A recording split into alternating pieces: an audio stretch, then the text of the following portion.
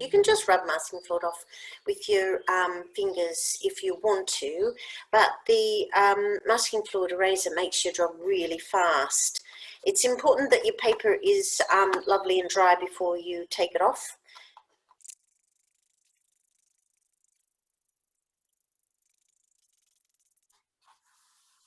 Just run my hand over it. I just pull the bits off like this that attach to the masking fluid eraser.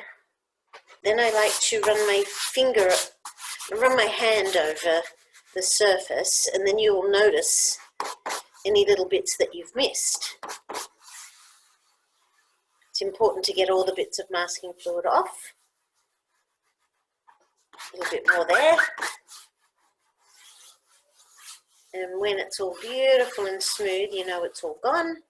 So now I've got these really bright highlights on all of my fruit, and I'm going to use my little liner brush, dip into the pure yellow, and just do a little tiny bit of stippling.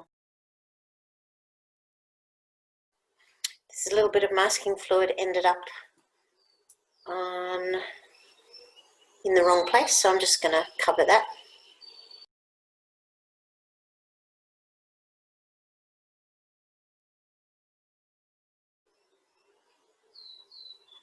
Marion Chapman. Take off the tape. Always makes your painting look a little better when you take off the tape at the end. And there you have it, a fruit bowl that was really lovely and fast and loose. Thank you so much for watching. I really appreciate it. Please give me a thumbs up if you enjoyed the video or if you got anything out of it.